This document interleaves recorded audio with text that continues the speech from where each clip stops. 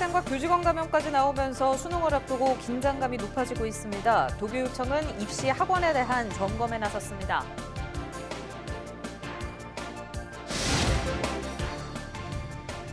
분청도자기 본고장인 김해에서 워킹스루 방식의 분청도자기 특별전이 열리고 있습니다.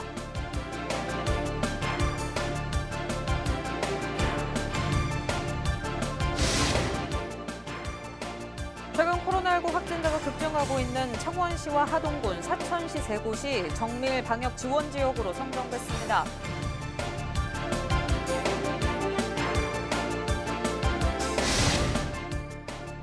체류형 관광도시를 향한 밀양 농어촌 관광 휴양단지가 공사에 들어갔습니다. 오는 2023년 완공될 예정입니다.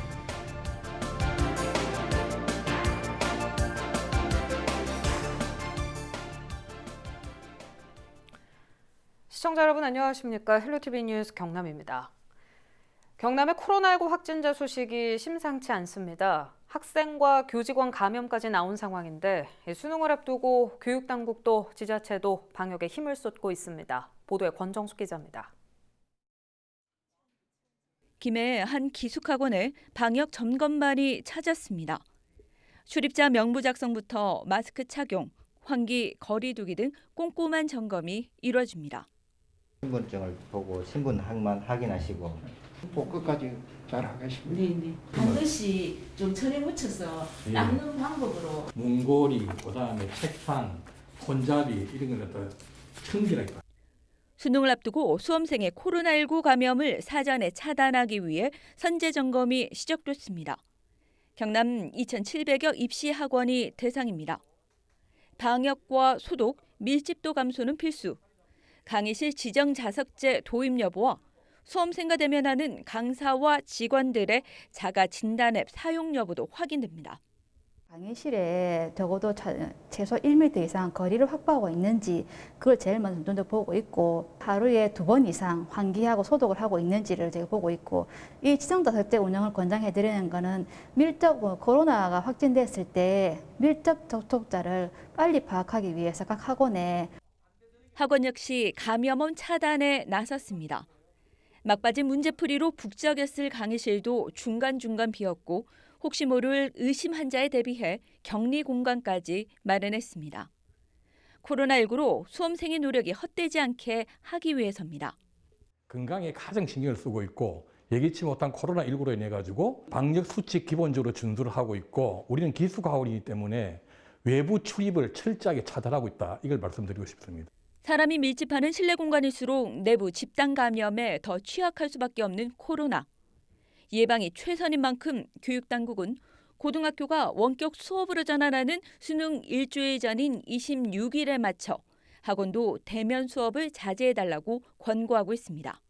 입시가 곧 다가오고 있으니까 이 2주간만이라도 특별히 원장님들께서 학생들, 수험생 안전을 위해서 기본 방역을 철저하게 지켜주시고, 가능하면 원격 수업이 가능하면 원격 수업으로 또 대면이 자제될 수 있도록 저희가 한 번 더 간곡히 부탁을 드리겠습니다. 날마다 들려오는 확진자 소식. 2주 앞으로 다가온 수능에 모두가 긴장한 가운데 19일부터는 확진자가 나온 학원의 이름과 동선이 공개됩니다. 헬로티비 뉴스 권정숙입니다.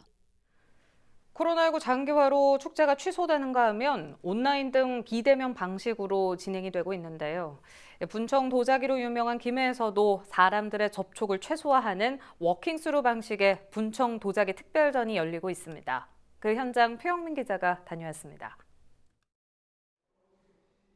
백자나 청자에 비해 다소 투박한 모양과 다양한 색이 특징인 분청 도자기. 정통적인 자기에서부터 접시와 꽃병 등 생활용품까지 종류도 다양합니다. 분청 도자기의 본고장인 김해에서는 해마다 분청 도자기 축제가 열리고 있습니다. 하지만 올해는 코로나19 여파로 축제와 체험 행사가 모두 취소됐습니다.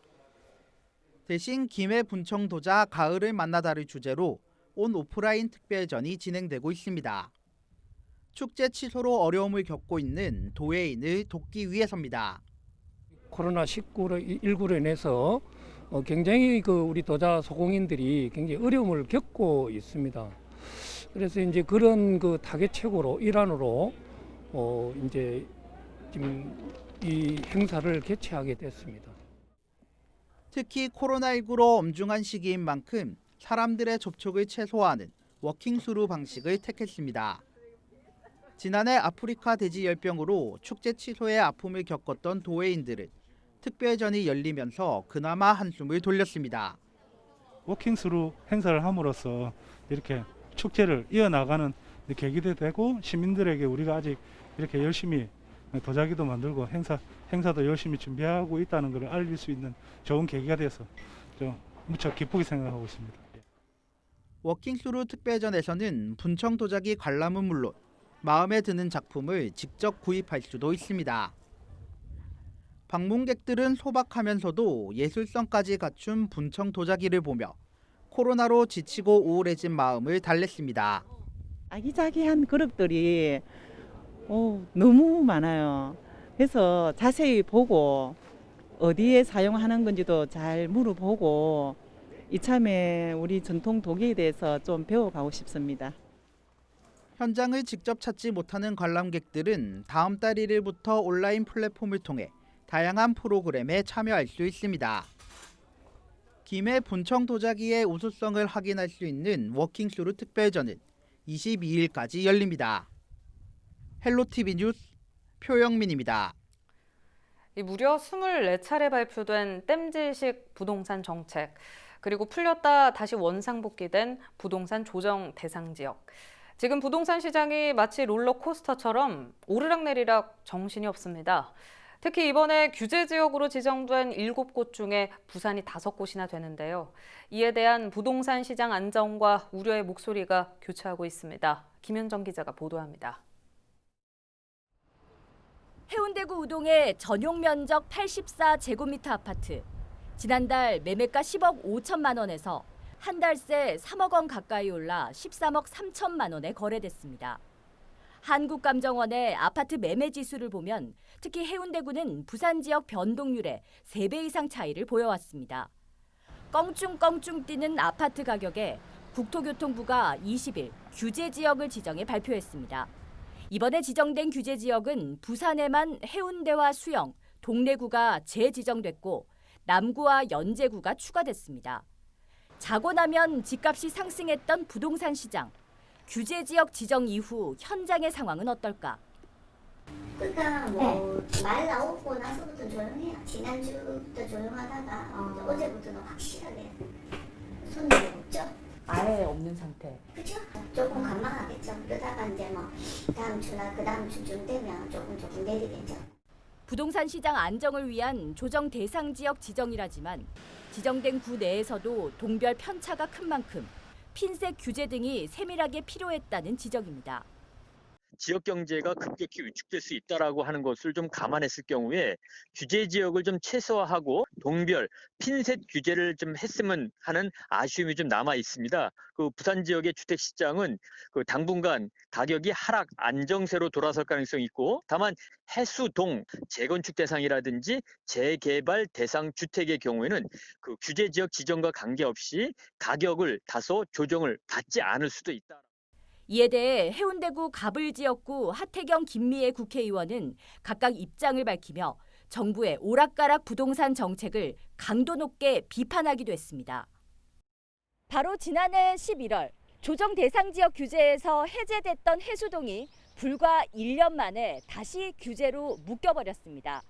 안정세와 우려의 목소리가 교차하고 있는 가운데 어떠한 결과를 낳게 될지 지켜봐야겠습니다. 헬로티비 뉴스 김현정입니다.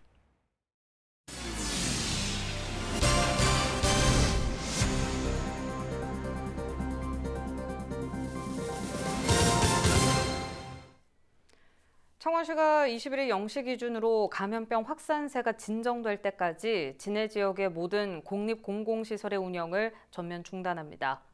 창원시는 17일부터 20일 오후 5시 기준 진해구에서 모두 21명의 확진자가 발생하면서 추가 감염 확산을 막기 위해 코로나19 총력 방역 태세에 돌입합니다. 이번 조치로 도서관과 체육관 등 문화체육시설을 비롯해 경로당과 어린이집 등 복지 보육시설까지 잠정 폐쇄됩니다. 또 사립과 민간시설에 대해선 방역관리를 시행하는 가운데 자발적인 운영 중단을 권고할 예정이며 어린이집 휴원의 경우 긴급 돌봄 서비스를 확대하는 등 대체 방안을 마련할 계획입니다. 창원시와 하동군, 사천시 세 곳이 정밀 방역 지원 지역으로 선정됐습니다.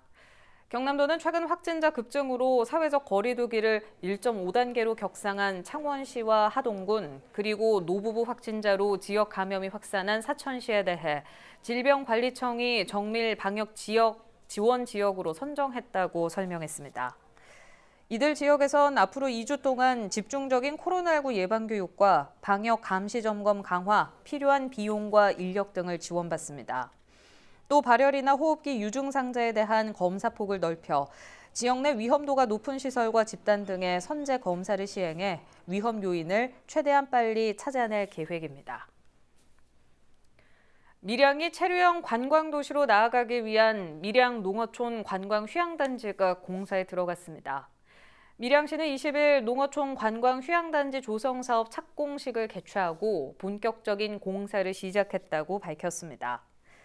밀양 농어촌 관광 휴양단지는 CUG를 포함한 91만 7천여 제곱미터에 민간 사업비 1,987억 원을 포함한 총 3,242억 원의 사업비가 투입되며 오는 2023년 완공될 예정입니다.